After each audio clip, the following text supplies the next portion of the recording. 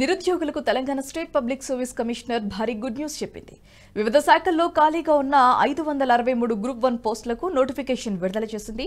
ఈ నెల 23వ తేదీ నుంచి మార్చి 14వ వరకు ఆ తేదీ వరకు ఆన్లైన్లో దరఖాస్తులు స్వీకరించనున్నట్లు తెలిపింది. నోటిఫికేషన్లకు సంబంధించిన పూర్తి వివరాల కోసం టీఎస్పీఎస్సీ అధికారిక వెబ్సైట్ను సందర్శించాలని అభ్యర్థులకు సూచించింది. 2022 ఏప్రిల్ 503 గ్రూప్ 1 పోస్టుల భర్తీకి అప్పటి బీఆర్ఎస్ ప్రభుత్వం నోటిఫికేషన్ విడుదల చేసిన విషయం తెలిసిందే.